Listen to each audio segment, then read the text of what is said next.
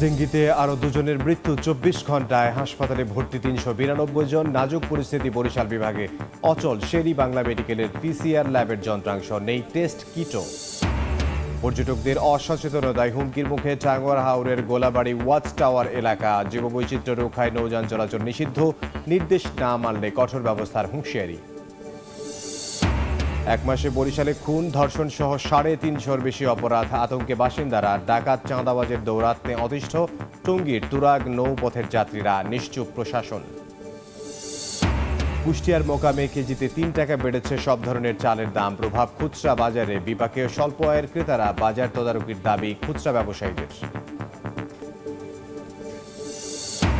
এবং বিদেশি নয়, এনসিটি টার্মিনাল পরিচালনা করবে চট্টগ্রাম বন্দর। নীতিগত সিদ্ধান্ত সরকারের, প্রস্তুতি শুরু করেছে কর্তৃপক্ষ। ৬ মাসে ৪২ কোটি টাকা খরচের অনুমতি চেয়ে চিঠি।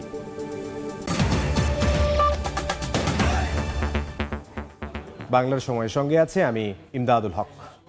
দেশে ডেঙ্গিতে আরও দুজনের মৃত্যু হয়েছে। ২৪ ঘন্টায় হাসপাতালে ভর্তি হয়েছেন ৩৯২ জন।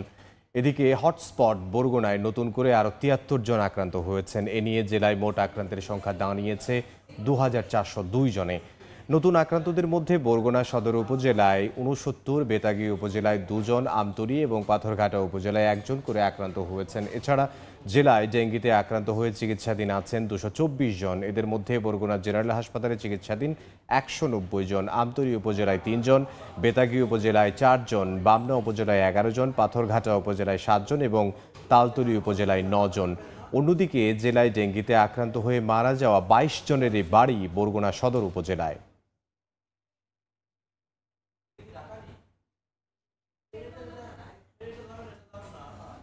বরিশাল বিভাগ জুড়ে ডেঙ্গির মারাত্মক প্রকোপ। তার উপর বাড়ছে করোনা সংক্রমণ। তবে তেমন কোনো প্রস্তুতি নেই কর্তৃপক্ষের। শেরি বাংলা মেডিকেল কলেজ হাসপাতালের করোনা শনাক্তের আরটিপিসিআর ল্যাবের যন্ত্রাংশ অচল, নেই নমুনা সংগ্রহের কিটও। চিঠি চালাচালি করেও মিলছে না সমাধান। বিস্তারিত অপূর্ব অপুর রিপোর্টে। ২০২০ সালের মে মাসে শের-ই বাংলা মেডিকেল কলেজের মাইক্রোবায়োলজি বিভাগে করোনা শনাক্তের আরটিপিসিআর ল্যাব প্রতিষ্ঠা করা হয়। সেখানে ২টি মেশিনে প্রতিদিন গড়ে ৯৬টি করে পরীক্ষা হতো। কিন্তু ২ বছর ধরে ব্যবহৃত না হওয়ায় ২টি যন্ত্রই অচল হয়ে পড়েছে। নেই করোনা পরীক্ষার কিট। ভোগান্তিতে পড়েছেন রোগীরা। জনবল প্রয়োজন, পিসিআর মেশিন এবং বায়োসেফটি ক্যাবিনেট দুইটাই সার্ভিসিং এবং ক্যালিব্রেশন প্রয়োজন। আর হলো আমাদের কিট নাই। যদি প্রমাণিত হয় যে মেশিন ঠিক আছে, আমাদেরকে অধিদপ্তর জানিয়েছে যে আমরা দ্রুতই কিট পেয়ে যাব। বরিশালে এরই মধ্যে ৬ জন করোনা শনাক্ত হয়েছেন। তবে হাসপাতালে আলাদা করে আইসোলেশন ওয়ার্ড করা হয়নি এখনো। এদিকে ডেঙ্গুর হট জোন বরগুনাতে। রোগীর চাপে তিল ধরা ঠাঁই নেই জেনারেল হাসপাতালে। বিঘ্নিত হচ্ছে স্বাস্থ্যবিধি। ঝুঁকি বাড়ছে করোনা ভাইরাস সংক্রমণেরও। জেলায় একটি আরটিপিসিআর ল্যাব স্থাপনের জন্য স্বাস্থ্য মন্ত্রণালয়ে আবেদন করেছেন সিভিল সার্জন। বাইরে থেকে অনেক অতিথি আসতেছে, সেক্ষেত্রে করোনা ঝুঁকিটা অনেক ক্ষেত্রে বাড়তেছে এবং আমরা এটা নিয়ে শঙ্কিত। স্বাস্থ্য মন্ত্রণালয় থেকে যে নির্দেশনা দেওয়া হয়েছে স্বাস্থ্যবিধি মানার ক্ষেত্রে, সেটি কিন্তু বরগুনা সদর হাসপাতালে একদমই নেই। করোনা একটা ওয়ার্ড আমি অলরেডি প্রস্তুত করে রেখেছি, ওটাও 50 বেড। করোনা কিটও নিয়ে আসছি। ডেঙ্গু NS1 আরও ৩,০০০ কিট পেয়েছি আমরা যদি বরগুনাতে একটা ল্যাব স্থাপন করতে পারি, তাহলে আমাদেরকে বরিশাল কিংবা ভোলা সেই সমস্ত জায়গাগুলোতে হয়তোবা আমাদেরকে যেতে হবে না। বিভাগ জুড়ে করোনা ও ডেঙ্গু পরিস্থিতি খারাপের দিকে যাচ্ছে জানিয়ে সামাল দিতে সব ধরনের প্রস্তুতি নেওয়া হয়েছে বলছে স্বাস্থ্য অধিদপ্তর। মূল বিষয় হলো জনগণের সচেতন হওয়া। আমাদের বরিশাল স্বাস্থ্য বিভাগ আমরা যথেষ্ট প্রস্তুতি রয়েছে। ২০২০ সালের মার্চ থেকে ২২ সালের আগস্ট পর্যন্ত শের-ই বাংলা মেডিকেল কলেজে হাসপাতালে ৭৭৪০ জন করোনা আক্রান্ত চিকিৎসা নেন। এদের মধ্যে মারা যান ১,৪৭৯ জন। আর চলতি বছরের ৫.৫ মাসে ৩,৬৭৯ জন ডেঙ্গু আক্রান্ত হয়েছেন। মারা গেছেন ৮ জন। অপূর্ব অপু, সময় সংবাদ, বরিশাল। পুকুর কমে যাওয়ায় রান্নার কাজে ব্যবহারের জন্য বছর জুড়ে বৃষ্টির পানি মজুত করা হয় বরগুনার প্রতিটি বাড়িতে। আর এই জমানো পানিতে বংশবিস্তার করছে এডিস মশা, যার কারণে জেলার প্রায় প্রতিটি বাড়িতেই ডেঙ্গি আক্রান্ত রোগী শনাক্ত হচ্ছে, জানিয়েছে আইইডিসিআর। স্থানীয় প্রশাসন বলছে, সঠিক নিয়মে বৃষ্টির পানি মজুদের বিষয়ে সচেতন করতে বাড়ি বাড়ি পাঠানো হচ্ছে স্বেচ্ছাসেবকদের। রুবেল হোসেনের ছবিতে সাইফুল মিরাজের রিপোর্ট। রান্নার রং ও স্বাদ ধরে রাখতে বরগুনায় দশকের পর দশক ধরে ব্যবহার করা হচ্ছে পুকুরের পানি, কিন্তু অপরিকল্পিতভাবে নগরায়ন ও নিয়ম নীতির তোয়াক্কা না করে জলাশয় ভরাট করায় সংকট দেখা দিয়েছে পানির এ উৎসের। এতে স্থানীয়রা আয়রনযুক্ত গভীর নলকূপের পানি ব্যবহার না করে রান্নার কাজে ব্যবহারের জন্য বছর জুড়ে ড্রামে করে সংরক্ষণ করেন বৃষ্টির পানি। আর এই বৃষ্টির পানি এখন কাল হয়ে দাঁড়িয়েছে বরগুনাবাসীর জন্য। বৃষ্টির পানিতে মূলত খাবারের টেস্ট ভালো আসে আর রংটাও পরিবর্তন হয় না। বৃষ্টির পানি সংরক্ষণেরও সচেতন হওয়ার বিকল্প আমাদের এই অঞ্চলের মানুষের নেই। তো এখন পুকুর নাই দেখে সবাই আসলে বৃষ্টির উপর নির্ভর করেই আসলে পানিটা জমিয়ে রাখে। ডেঙ্গু আক্রান্ত রোগীর সংখ্যা বৃদ্ধি পাওয়ার কারণ অনুসন্ধানে কাজ করছে আইইডিসিআর এর একটি প্রতিনিধি দল। দলের সদস্যরা বলছেন নোংরা পানিতে নয়, এডিস মশা বংশবিস্তার করে স্বচ্ছ পানিতে। অনুসন্ধানে জেলার প্রায় 95% বৃষ্টির পানি সংরক্ষণের ড্রামে এডিস মশার লার্ভা পেয়েছেন তারা। এজন্য সঠিক প্রক্রিয়া না মেনে বৃষ্টির পানি সংরক্ষণকেই দায়ী করছে আইইডিসিআর। মোটামুটি সবগুলো বাড়িতেই কোনো না কোনো পাত্রে, পানির পাত্রে আমরা এডিস মশার লার্ভা বা মশার অন্য কোনো স্তর আমরা এখানে দেখতে পেয়েছি। ডাবের খোসা জাতীয় যে জিনিসগুলো অথবা যেখানে পানি রিজার্ভ হতে পারে ছোট ছোট জায়গাগুলো, এগুলো একটু পরিষ্কার রাখলেও কিছুটা ডেঙ্গু কমে আসবে। সঠিক প্রক্রিয়া অবলম্বন করে বৃষ্টির পানি সংরক্ষণের জন্য স্থানীয়দের সতর্ক করা হচ্ছে বলে জানায় জেলা প্রশাসন। নির্দেশনা না মানলে আইনগত ব্যবস্থা নেওয়ার হুঁশিয়ারি জেলা প্রশাসকের। স্বেচ্ছাসেবকদেরকে আমরা পাঠাচ্ছি, তারা বাসাবাড়িতে যে কিভাবে পানি সংরক্ষণ করলে এই ডেঙ্গুর লাভরা থাকবে না সে বিষয়টি তাদেরকে বোঝানো হচ্ছে, এবং এর পরবর্তীতে ধারাবাহিকতায় আমরা ভ্রাম্যমাণ আদালত পরিচালনা করে আমাদের আইনগত ব্যবস্থা যে সুযোগগুলো আছে আমরা সেটা কাজে লাগাবো।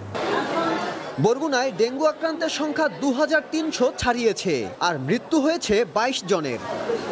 সাইফুল মিরাজ, সময় সংবাদ, বরগুনা। ডেঙ্গি পরিস্থিতির খবর জানাতে এই মুহূর্তে বরগুনা জেনারেল হাসপাতালে আছেন সহকর্মী সাইফুল মিরাজ। সরাসরি যাব তার কাছে। মিরাজ, দেখুন, ডেঙ্গুতে আক্রান্ত রোগীর চাপে তিল ধরার ঠাঁই নেই বরগুনা জেনারেল হাসপাতালে। জেলার 224 জন ডেঙ্গু আক্রান্ত রোগীর মধ্যে এই মুহূর্তে বরগুনা জেনারেল হাসপাতালে চিকিৎসাধীন আছেন 190 জন রোগী। আমরা হসপিটালের বিভিন্ন ফ্লোরে ঘুরে দেখেছি, হসপিটালের কেবিন, বেড, মেঝে, লিফটের সামনে, সিঁড়ির আশপাশ সর্বত্রই কিন্তু ডেঙ্গু রোগীর ছড়াছড়ি, এবং কোনোভাবেই ডেঙ্গু আক্রান্ত রোগীর সংখ্যা বরগুনায় নিয়ন্ত্রণে আসছে না। দিন যত বৃদ্ধি যাচ্ছে ততই কিন্তু ডেঙ্গু আক্রান্ত রোগীর সংখ্যা বৃদ্ধি পাচ্ছে। আমরা বিষয়টি নিয়ে চিকিৎসকদের সঙ্গে কথা বলেছি, তারা আমাদেরকে জানিয়েছেন যে বিপুল পরিমাণ রোগীর চাপ সামলাতে তাদের হিমশিম অবস্থা। যদিও এই রোগীর চাপ বৃদ্ধি পাওয়ার কারণে বরগুনা জেনারেল হাসপাতালে 10 জন চিকিৎসককে পদায়ন করা হয়েছিল, কিন্তু এখন পর্যন্ত মাত্র 5 জন চিকিৎসক যোগদান করেছেন, অন্যরা কিন্তু এখন পর্যন্ত যোগদান করেননি। অন্যদিকে বরগুনায় ডেঙ্গুর আক্রান্ত রোগীর সংখ্যা বৃদ্ধি পাওয়ার কারণে কিন্তু করোনা সংক্রমণের ঝুঁকিও বেড়েছে, কারণ হসপিটালে স্বাস্থ্যবিধি মানা হচ্ছে না। এখানে একজন রোগীর সঙ্গে 4 থেকে 5 জন করে স্বজন হাসপাতালে আসছেন, তারা মাস্ক ব্যবহার করছেন না, সামাজিক দূরত্ব বজায় রাখছেন না। এর ফলে কিন্তু ডেঙ্গুর এই মহামারীর মধ্যে কিন্তু করোনাও মহামারী আকারে ছড়িয়ে পড়ার একটা সম্ভাবনা এখানে তৈরি হয়েছে। আমরা বিষয়টি নিয়ে হসপিটাল কর্তৃপক্ষের সঙ্গে কথা বলেছি, তারা আমাদেরকে জানিয়েছেন যে হসপিটালের পক্ষ থেকে প্রতিটি দেয়ালে দেয়ালে এবং লিফটের ভিতরে সিঁড়ির পাশে মাস্ক ব্যবহার করার যে বিষয়টি এটি তারা লিখে দিয়েছেন। পাশাপাশি আনসার সদস্যরা হ্যান্ড মাইকের মাধ্যমে রোগী এবং তার স্বজনদেরকে মাস্ক পরার জন্য তাগাদা দিচ্ছেন, কিন্তু আসলে রোগী এবং স্বজনরা সচেতন না হওয়ার কারণে কিন্তু এখানে স্বাস্থ্যবিধি উপেক্ষিত হচ্ছে। এ কারণে কিন্তু করোনা সংক্রমণের ঝুঁকিও এখানে বৃদ্ধি পাচ্ছে। আর বরগুনায় যেরকম ডেঙ্গু মহামারী আকার ধারণ করেছে, ঠিক একইভাবে যদি করোনা সংক্রমণও বৃদ্ধি পায় সেক্ষেত্রে স্বাস্থ্য বিভাগ কিন্তু এই লক্ষ্যে কিন্তু প্রস্তুতি গ্রহণ করেছে। বরগুনা জেনারেল হাসপাতাল ইতিমধ্যে একটা আইসোলেশন ওয়ার্ড তৈরি করা হয়েছে। এছাড়া বরগুনার পাথরঘাটা উপজেলা সহ অন্য 5 উপজেলায় কিন্তু আইসোলেশন ওয়ার্ড তৈরি করা হয়েছে। পাশাপাশি বরগুনায় একটি আরটিপিসিআর ল্যাব স্থাপনের জন্য স্বাস্থ্য মন্ত্রণালয়ে চিঠি দেওয়া হয়েছে। আমরা সিভিল সার্জনের সঙ্গে কথা বলেছি, তিনি আমাদেরকে জানিয়েছেন যে বরগুনায় যাতে করোনা ডেঙ্গুর মতো করে যদি করোনাও ছড়িয়ে পড়ে সেক্ষেত্রে কিন্তু তারা এই ঝুঁকি মোকাবেলায় কিন্তু সর্বাত্মক প্রস্তুতি সম্পন্ন করেছেন। তো এই ছিল বরগুনা থেকে আমার কাছে সবশেষ। সাইফুল মিরাজ, বরগুনা থেকে। এবার অন্যান্য প্রসঙ্গ। পরিবেশ ও জীববৈচিত্র্য রক্ষায় সুনামগঞ্জের টাঙ্গুয়ার হাওরের গোলাবাড়ি ওয়াচ টাওয়ার এলাকায় সব ধরনের নৌযান চলাচল নিষিদ্ধ করা হয়েছে। প্রশাসনের এই উদ্যোগকে স্বাগত জানিয়েছেন পর্যটকরা। নির্দেশ না মানলে কঠোর ব্যবস্থা নেওয়া হবে বলে জানিয়েছে স্থানীয় প্রশাসন। বর্ষার শুরুতে পর্যটকের ঢল নামে সুনামগঞ্জে টাঙ্গুয়ার হাওরে। ওয়াচ টাওয়ারের চারপাশ ঘিরে নোঙর করা হয় শত শত নৌযান। পর্যটকরা ঘুরে যাবার পর ওয়াচ টাওয়ারের 1 কিলোমিটার এলাকা জুড়ে ছড়িয়ে ছিটিয়ে থাকে প্লাস্টিক পণ্য আর ময়লা আবর্জনা। এমনকি হিজল করজবাগানের গাছের ডালপালাও ভেঙে ফেলেন অনেকে। ঘুরতে আসা মানুষের অসচেতনতায় হুমকির মুখে প্রাকৃতিক পরিবেশ। One time single use plastic থেকে শুরু করে উচ্চ শব্দে গান থেকে শুরু করে সবকিছু নিয়েই আসলে একটা জগাখিচুড়ি হয়ে যায় ওই জায়গাটা। গাছগুলার মাঝে বোটগুলা না লাগায় তাহলে অনেকটাই পরিবেশ ভালো থাকবে। এই অবস্থায় গোলাবাড়ি ওয়াচ টাওয়ার এলাকায় সব ধরনের নৌযান চলাচল নিষিদ্ধ করেছে স্থানীয় প্রশাসন। ইতিমধ্যে আমাদের উপজেলা নির্বাহী অফিসার ওই এলাকায় অভিযান পরিচালনা করছে। আমরা হাউসবোট মালিক যারা আছেন, নেতৃবৃন্দ আছে, তাদের সাথে কথা বলেছি। তারা আমাদেরকে অঙ্গীকার করেছে তারা তাদের হাউসবোট ওয়াচ টাওয়ার এলাকায় নেবেন না। প্রশাসনের এই উদ্যোগকে স্বাগত জানিয়েছেন পর্যটকরা। আমরা চাইবো যাতে কিছু টুরিস্ট পুলিশ তারপরে আনসার বাহিনী ওইখানে যদি মোতায়েন করা হয় তাহলে এই যে নীতিমালাগুলো দেওয়া হয়েছে সেগুলো আরও বেশি বলবৎ হবে। গাছ ভেঙে এবং পরিবেশ দূষণ হয়, যেটা প্রশাসন যে দৃষ্টি নিয়েছে আরও আগে নেওয়ার কথা ছিল। প্রতি বছর টাঙ্গুয়ার হাওর ও তাহিরপুরের নীলাদ্রি লেক, জাদুকাটা নদী, বারিকটিলা, শিমুল বাগান এলাকায় ভ্রমণ করেন লাখো পর্যটক। সময় সংবাদ, সুনামগঞ্জ। একদিকে ডাকাত, অন্যদিকে চাঁদাবাজ, সব মিলিয়ে অতিষ্ঠ নৌপথের যাত্রীরা।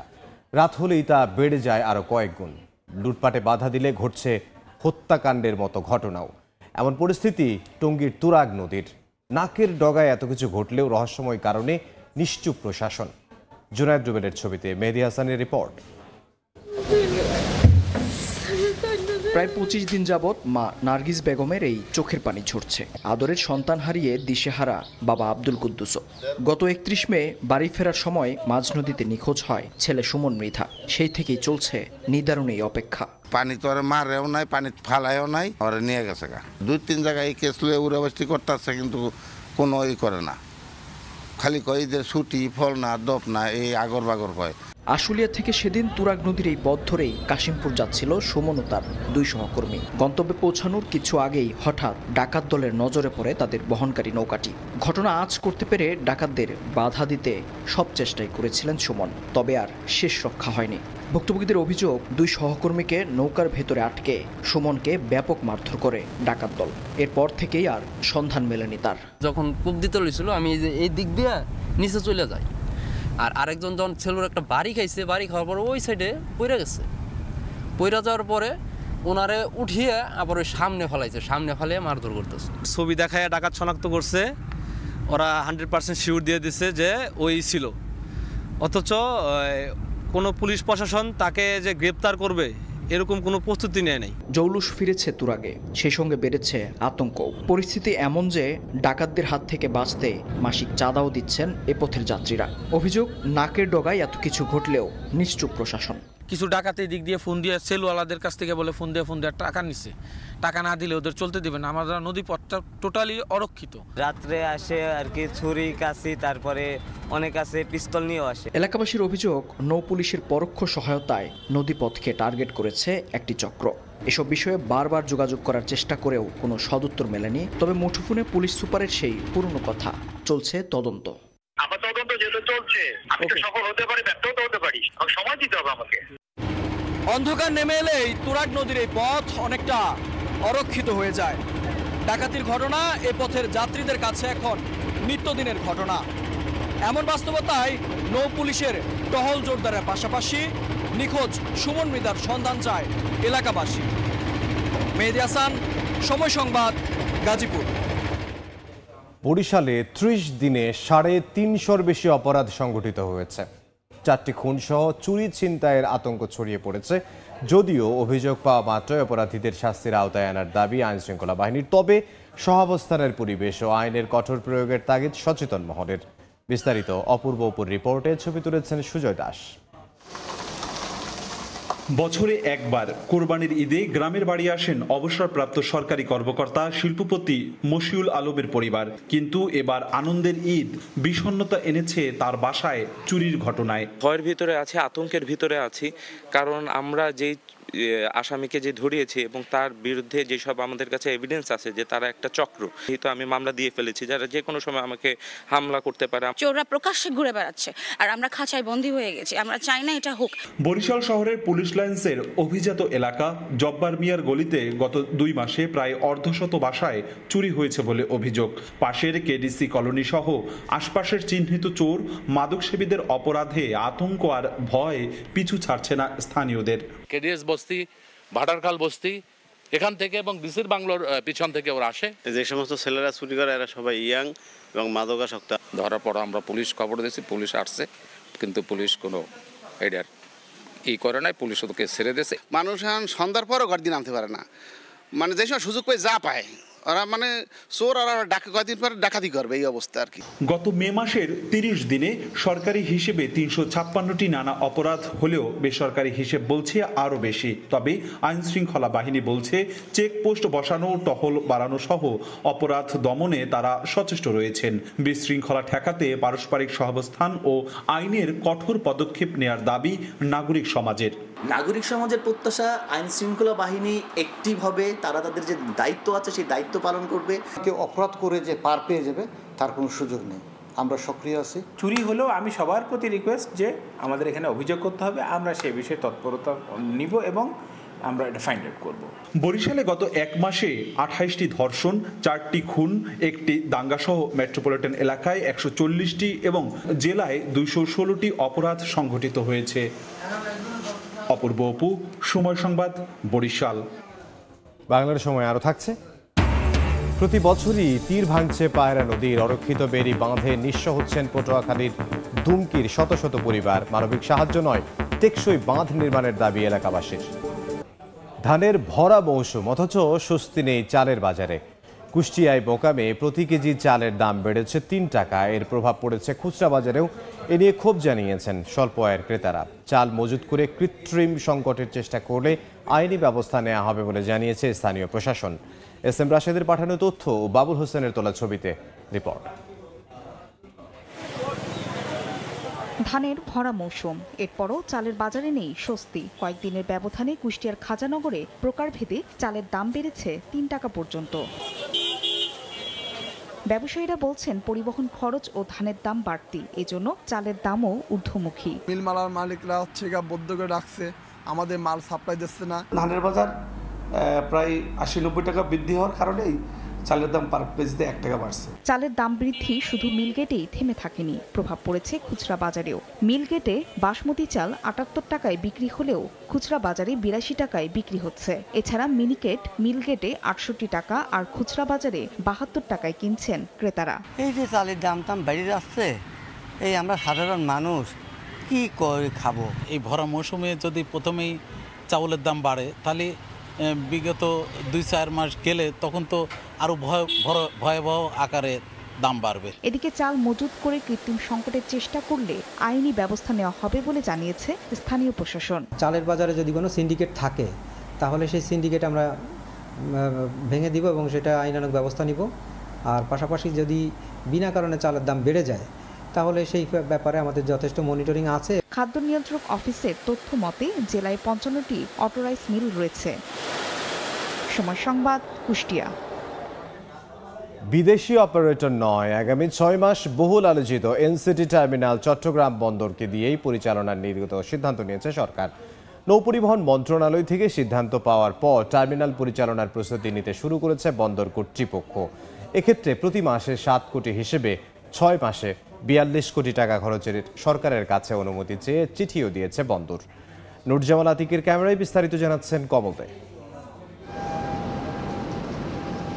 নৌপরিবহন মন্ত্রণালয়ের সচিবের কাছে পাঠানো বন্দর চেয়ারম্যানের এক চিঠিতে উল্লেখ করা হয়েছে new marine container terminal NCT আগামী 6 মাস চট্টগ্রাম বন্দরকে দিয়ে পরিচালনার নীতিগত সিদ্ধান্ত নিয়েছে সরকার। আর এই টার্মিনাল পরিচালনার জন্য প্রতি মাসে 7 কোটি হিসেবে 6 মাসের জন্য 42 কোটি টাকা খরচের অনুমতি নিতে লেখা হয়েছে এই চিঠি। আইন অনুযায়ী 5 কোটি টাকার বেশি ক্রয়ের ক্ষেত্রে অর্থনৈতিক বিষয় সংক্রান্ত মন্ত্রিসভা কমিটির অনুমোদনের প্রয়োজন রয়েছে।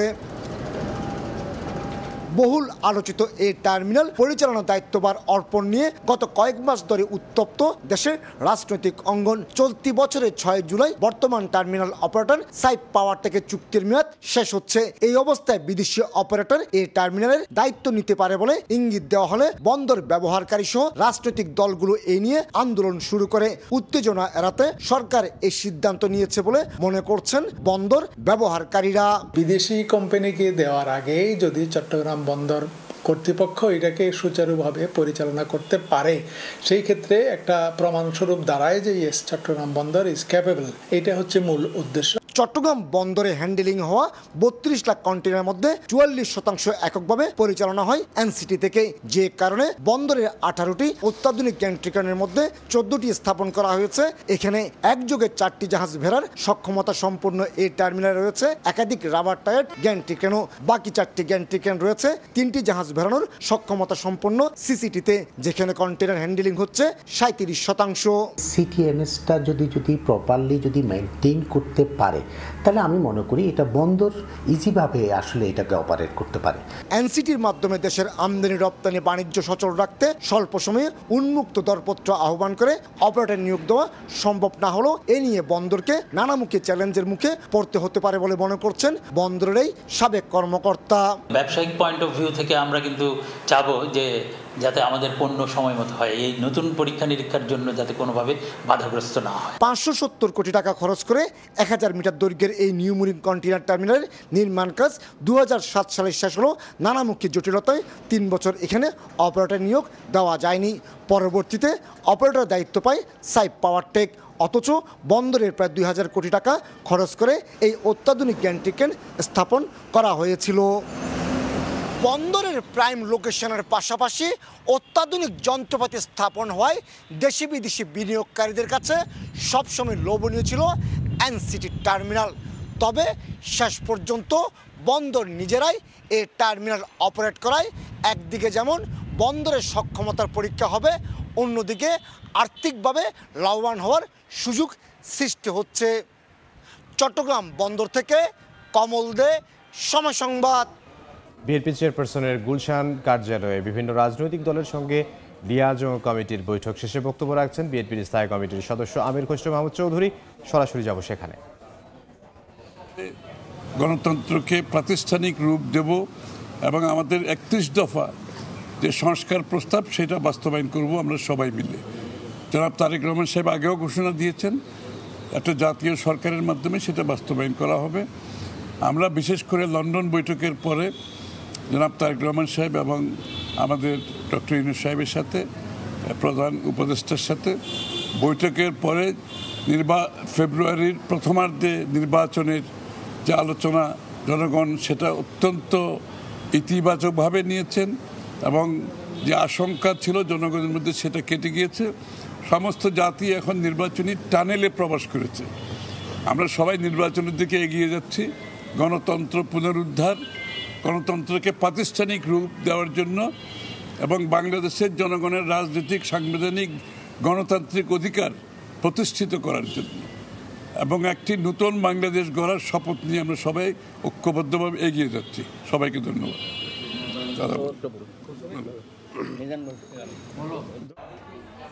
গুলশানে বিএনপি চেয়ারপারসনের কার্যালয়ে বক্তব্য রাখছিলেন বিএনপির স্থায়ী কমিটির সদস্য আমির খসরু মাহমুদ চৌধুরী। আমরা সরাসরি ছিলাম সেখানে।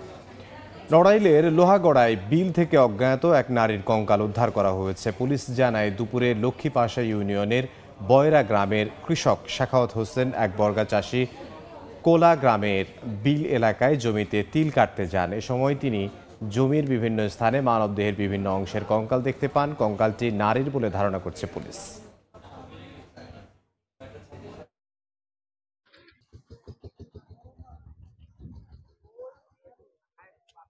যশোরে বাস চাপায় আফিয়া ইসলাম মৃধা নামে অনার্স 4র্থ বর্ষের এক শিক্ষার্থী আহত হয়েছেন তার বাবা মহিদুল ইসলাম মৃধা। পুলিশ জানায় আফিয়া তার বাবার সঙ্গে মোটরসাইকেলে করে চৌগাছা বাজারে যাচ্ছিলেন। চৌগাছা বাজার ব্রিজের কাছে মোটরসাইকেল থামিয়ে আফিয়ার বাবা মহিদুল ইসলাম এক ব্যক্তির সঙ্গে কথা বলছিলেন। এ সময় মহেশপুর থেকে ছেড়ে আসা একটি যাত্রীবাহী বাস ওই মোটরসাইকেলের পেছন থেকে ধাক্কা দেয়। এতে আফিয়া সড়কের উপর ছিটকে পড়লে তার মাথার উপর দিয়ে বাসের চাকা উঠে যায়। এতে ঘটনাস্থলেই তার মৃত্যু হয়। আফিয়ার লাশ উদ্ধার করে চৌগাছা উপজেলা স্বাস্থ্য কমপ্লেক্সে নেওয়া হয়। এদিকে ঘটনার পর গাড়ি ফেলে পালিয়ে যায় বাসের চালক।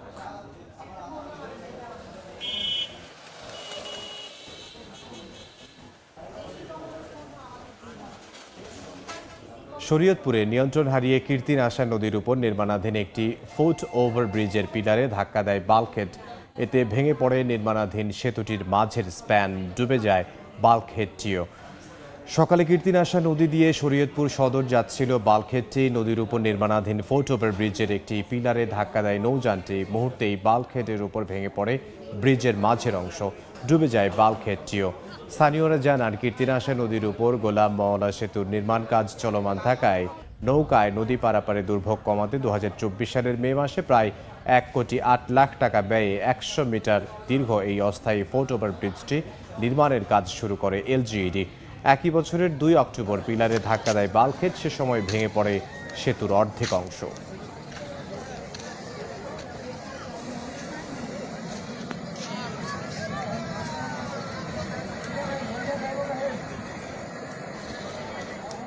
বাংলার সময় আরও থাকছে। শ্রেণীকক্ষে অবৈধভাবে পড়ানো হয় প্রাইভেট। পটুয়াখালীতে সরকারি বিদ্যালয়ে রমরমা কোচিং বাণিজ্য। প্রতিবাদ করে পরীক্ষায় ফেল করানো সহ নানা হয়রানির অভিযোগ। সিলেটের হযরত শাহজালাল বিজ্ঞান ও প্রযুক্তি বিশ্ববিদ্যালয়ের এক শিক্ষার্থীকে ধর্ষণের মামলায় কারাগারে থাকা 2 যুবকের 4 দিনের রিমান্ড মঞ্জুর করেছেন আদালত। দুপুরে অতিরিক্ত চিফ জুডিশিয়াল ম্যাজিস্ট্রেট আদালতের বিচারক হারুন রশিদ এ আদেশ দেন। মামলার বিবরণ থেকে জানা যায়, 2 মেয়ে কনসার্টে যাওয়ার কথা বলে বান্ধবীকে মেসে ডেকে নেন আদনান ও স্বাগত দাস পার্থ। সেখানে তাকে অচেতন করে সংঘবদ্ধ ধর্ষণ করা হয়। পাশাপাশি ভিডিও ও ছবি ধারণ করে ব্ল্যাকমেইল করা হয় ভুক্তভোগীকে। ঘটনার পর ভুক্তভোগী বিশ্ববিদ্যালয় প্রশাসনকে জানালে প্রক্টরের পরামর্শে মামলা করেন। পরে আদনান ও স্বাগত দাস পার্থকে গ্রেফতার করে পুলিশ। রোববার মামলার তদন্ত কর্মকর্তা পুলিশের পরিদর্শক মোহাম্মদ আহসান হাবিব আসামিদের 5 দিনের রিমান্ড চেয়ে আবেদন করেন। আজ আসামিদের উপস্থিতিতে 4 দিনের রিমান্ড মঞ্জুর করেন আদালত।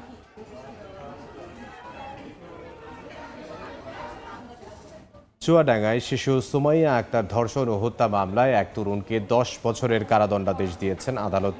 দুপুরে জেলা নারী ও শিশু নির্যাতন দমন ট্রাইব্যুনালের বিচারক সৈয়দ হাবিবুল ইসলাম আসামিদের উপস্থিতিতে এই রায় ঘোষণা করেন।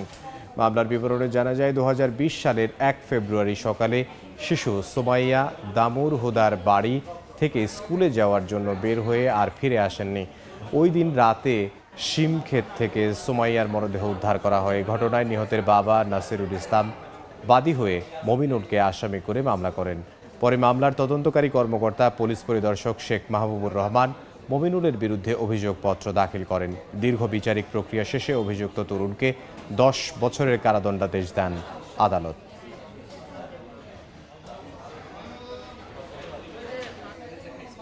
নেত্রকোনায় জমি নিয়ে দ্বন্দ্বের জেরে চাঁদ মিয়া হত্যার ঘটনার 2 সপ্তাহ পার হলেও আসামি গ্রেফতার না হওয়ায় বিক্ষোভ ও মানববন্ধন করেছেন স্বজন ও এলাকাবাসী।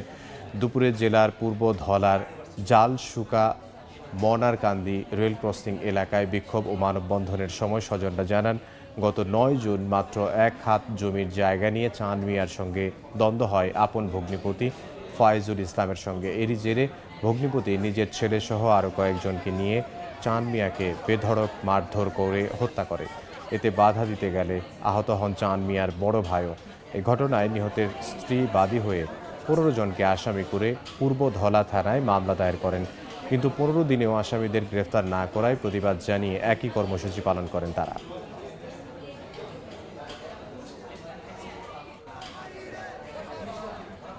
পটুয়াখালীতে সরকারি বিদ্যালয়ের মধ্যেই চলছে কোচিং বাণিজ্য। এমনকি ক্লাস চলাকালীন শ্রেণীকক্ষের মধ্যেই প্রাইভেট পড়ান অনেক শিক্ষক। প্রায় 90% শিক্ষার্থী অধিক টাকা খরচ করে কোচিং করতে বাধ্য হচ্ছেন।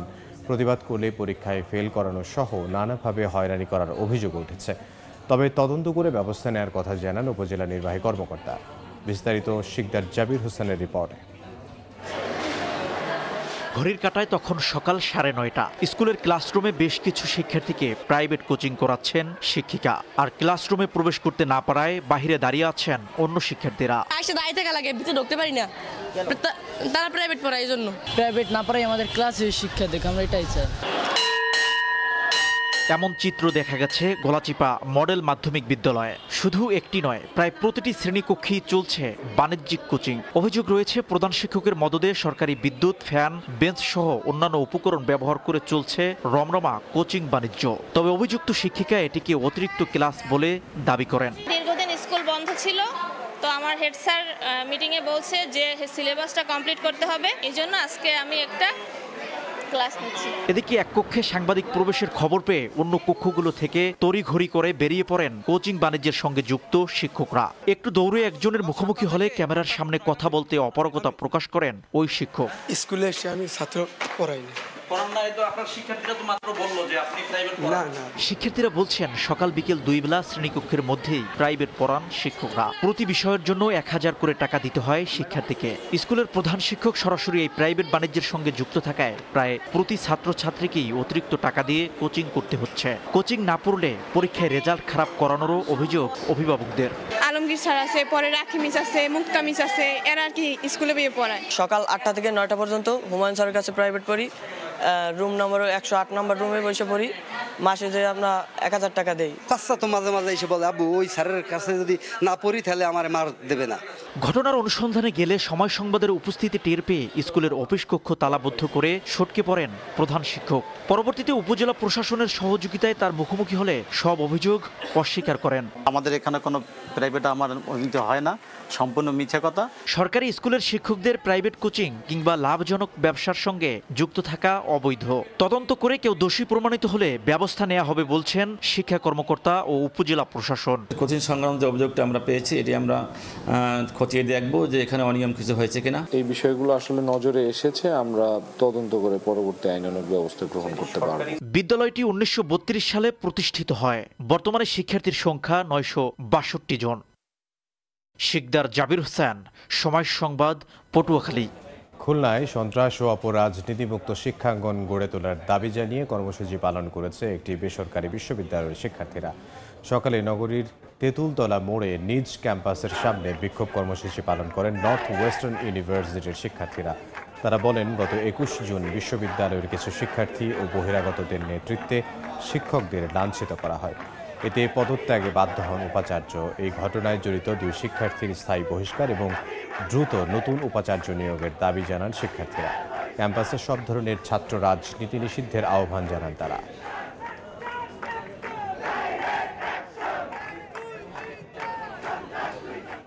সমবায় সমিতির নামে গ্রাহকের কোটি কোটি টাকা হাতিয়ে নেয়ার অভিযোগে পিরোজপুরে মানববন্ধন হয়েছে।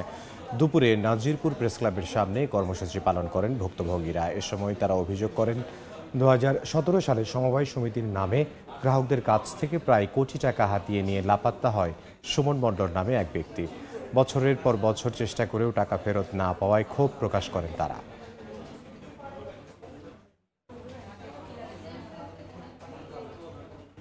গত বছরের অগাস্টে ভয়াবহ বন্যায় ফেনী, নোয়াখালী, কুমিল্লা ও লক্ষ্মীপুর সহ 11টি জেলা আক্রান্ত হয়েছিল। এর মধ্যে ফেনীর ছাগলনাইয়া ও ফুলগাজীতে মানুষের পাশে থেকে মানবিক ভূমিকা পালন করে বাংলাদেশ বিমান বাহিনী। জুলহাস তালুকদারের ক্যামেরায় আতিয়ার সজলের রিপোর্ট।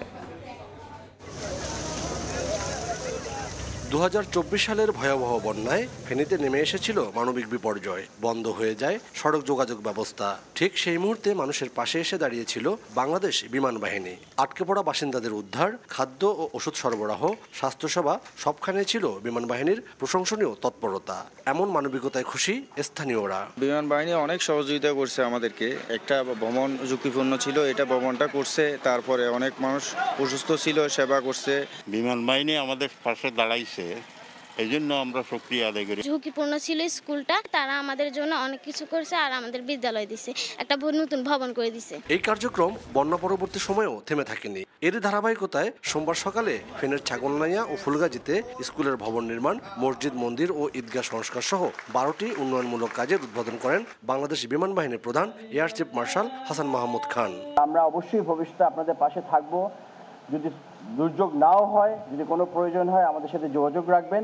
যদি কোনো ছোটোখাটো আরও পানির নলকূপ যদি করতে হয় বা অন্য কোনো ছোটোখাটো যদি সাপোর্ট লাগে, আমরা আপনাদের পাশে থাকবো। বাংলাদেশ বিমান বাহিনীর উদ্যোগে শুধু দুর্যোগ মোকাবিলাই নয়, দীর্ঘমেয়াদে মানুষের জীবনে স্থায়ী প্রভাব রাখবে বলেই মনে করছেন স্থানীয়রা। আতিয়া সজল, সময় সংবাদ, ফেনী।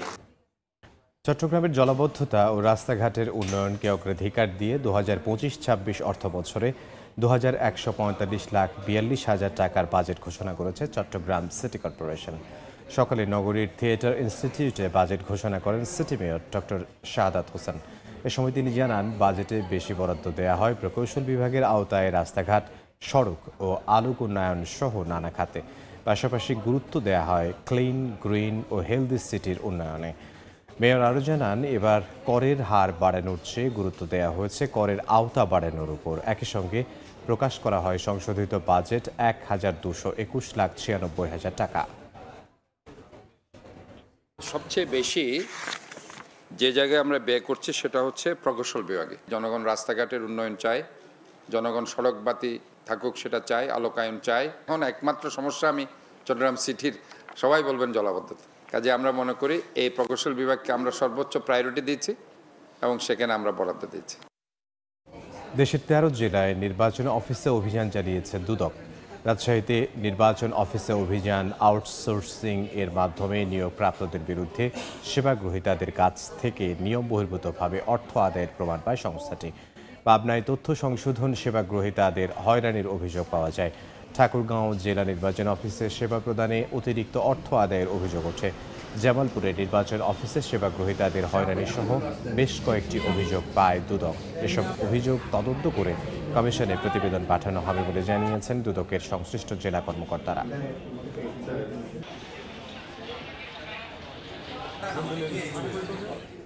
বগুড়ায় মশলার গুদামে অভিযানে 2 প্রতিষ্ঠানকে 5.5 লাখ টাকা জরিমানা করেছে ভ্রাম্যমাণ আদালত। জব্দ করা হয় বিপুল পরিমাণ মেয়াদ উত্তীর্ণ ও ভেজাল পণ্য।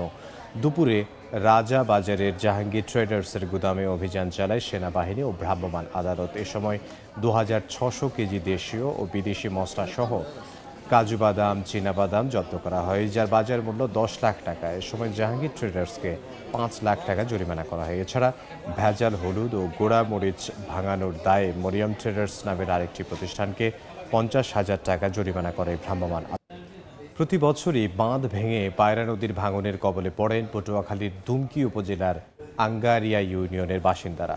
ফসলি জমি ও ভিটে মাঠে হারিয়ে নিঃস্ব হয়ে পড়েন অনেকে। ত্রাণ নয়, স্থায়ী বাঁধ নির্মাণের দাবি জানান দুর্গত এলাকার বাসিন্দারা। ঘর ছিল, ভিটে মাটি ছিল, তবে নদীর আগ্রাসন সবই কেড়ে নিল। মাথা গোজার ঠাঁইটুকু হারিয়ে নিঃস্ব পটুয়াখালীর দুমকি উপজেলার শাহনাজ বেগম। শুধু শাহনাজ বেগম নয়, উপজেলার 4 নম্বর আঙ্গারিয়া ইউনিয়নের এমন হাজার হাজার মানুষ পায়রা নদীর ভাঙনে ঘরবাড়ি হারিয়েছেন। অরক্ষিত বেড়িবাঁধ ভেঙে গ্রামে ঢুকে পড়ে পানি, ভাঙতে থাকে পার, বিলীন হতে থাকে ফসলি জমি ও বসতবাড়ি। হুমকির মুখে থাকে মসজিদ ও শিক্ষা প্রতিষ্ঠান। প্রতি বছরই ভাঙন কবলিত মানুষদের দেয়া হয় ত্রাণ, তবে মানবিক সাহায্য নয়, টেকসই বাঁধ নির্মাণের দাবি দুর্গত এলাকার বাসিন্দাদের। ঘর বাড়ি যাইতে যাইতেই 60-65 বছর পর্যন্ত 70 বছর পর্যন্ত সবই যাইতে আছে। আমাকে ওই জায়গায় স্কুল আছে, খেলার মাঠ আছে, সব নদীতে ভেঙে গেছে। প্রত্যেক বছর একটু জিও ব্যাগ দেয়, তো কোনো কাজ হয় না। যেখানে পানি বেশি সেখানে জিও ব্যাগ ফেলায় না, ফেলায় যাই আবার অন্যদিকে। জিও ব্যাগগুলি দেয় ওই পর্যন্তই দেখি, কিন্তু ভাঙন রোধ হয় না। তবে ভাঙন রোধে স্থায়ী সমাধানের আশ্বাস পানি উন্নয়ন বোর্ডের। স্থায়ী সমাধানের জন্য আমাদের একটা সমীক্ষা প্রকল্প অনুমোদিত হয়েছে। সমীক্ষা প্রকল্পের প্রতিবেদনের ভিত্তিতে আমরা পরবর্তীতে স্থায়ী কাজ কীভাবে করা যায় তারপর পদক্ষেপ গ্রহণ করব। পটুয়াখালীতে মোট 1300 কিলোমিটার বেড়িবাঁধ রয়েছে। সময় সংবাদ, পটুয়াখালী। বাংলার সময়ের শীর্ষ সংবাদগুলো জানিয়ে দিচ্ছে আরও একবার। ডেঙ্গিতে আরও 2 জনের মৃত্যু, 24 ঘন্টায় হাসপাতালে ভর্তি 392 জন। নাজুক পরিস্থিতি বরিশাল বিভাগে। অচল শেরি বাংলা মেডিকেলের পিসিআর ল্যাবের যন্ত্রাংশ, নেই টেস্ট কিটও। পর্যটকদের অসচেতনতায় হুমকির মুখে টাঙ্গুয়ার হাওরের গোলাবাড়ি ওয়াচ টাওয়ার এলাকা। জীববৈচিত্র্য রক্ষায় নৌযান চলাচল নিষিদ্ধ, নির্দেশ না মানলে কঠোর ব্যবস্থার হুঁশিয়ারি। এবং এক মাসে বরিশালে খুন ধর্ষণ সহ 350-র বেশি অপরাধ আতঙ্কে বাসিন্দারা। ডাকাত চাঁদাবাজদের দৌরাত্মে অতিষ্ঠ টঙ্গীর তুরাগ নৌপথের যাত্রীরা, নিশ্চুপ প্রশাসন। এ ছিল বাংলার সময়, সঙ্গে থাকুন সময়।